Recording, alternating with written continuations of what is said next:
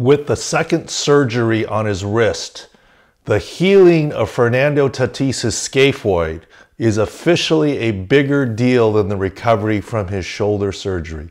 This is Dr. David Chow, Sports Injury Central, SICScore.com. Let me make it clear. I live in San Diego. I'm a Padres fan. My son's a big Padres fan. We're thrilled that they're going somewhere in the playoffs. But the news of a second wrist surgery is a big deal. Let's also make it clear, I'm not treating Fernando Tatis at all. The information that we're getting is from publicly available information and run through the pro baseball docs at Sports Injury Central. Kevin Acee of the San Diego Union-Tribune wrote a nice article detailing the second surgery, and here's why that I'm concerned. First of all, any second surgery is always a bigger deal than the first surgery. Revision surgeries take longer to heal almost universally. I get the report that it's, precautionary, it lines up with the shoulder timeline, and that, it's one central screw. But here's why there's concern. The recovery from the shoulder surgery, the labral repair, is fairly straightforward and does line up to be ready for the beginning of spring training.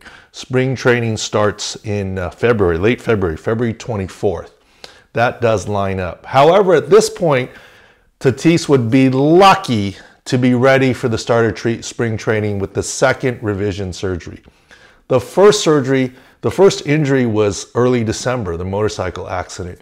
It's now been close to 11 months, 10 and a half months since the initial injury.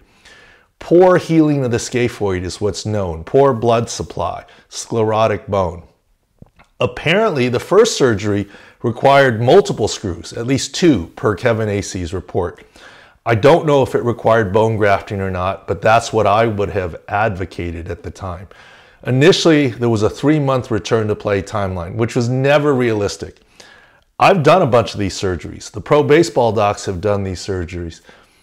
The bone's small, the scaphoid. To have 2 screws or pins or whatever the description was is unusual. So maybe there was something different about the fracture. The bottom line is the initial 3-month recovery timeline was not realistic. We said it was 4 to 6 months. It seemed like he was about ready at 5 months.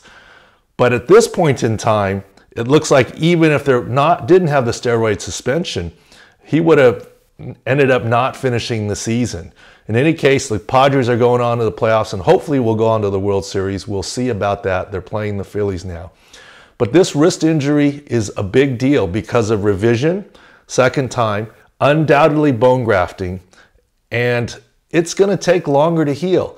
It's middle of October right now. February 24th is the start of spring training. That's barely 4 months away. That's not a lot of time at this point in time. Let's see, October, November, December, January, February, 4 months and change. At this point, as a big Padre fan, if you could guarantee healing of the bone and just told me, don't worry about spring training for Tatis, he'll be ready to go as soon as he serves out the rest of his suspension when the season starts March 30th. How many ever games are left over? 20-something. I would say take it. Let's hope everything lands up on the good side for Fernando Tatis Jr. Sounds like he's doing the right thing now, getting the second surgery, getting the shoulder surgery, but this recovery timeline, because of the revision nature and bone graft, second surgery is tight for just over 4 months before the start of spring training. Hopefully he can be healed by the time his suspension is done. This is why officially there is more medical worry at this point in time on his scaphoid fracture than there is on the shoulder labrum repair surgery. This is Dr. Chow.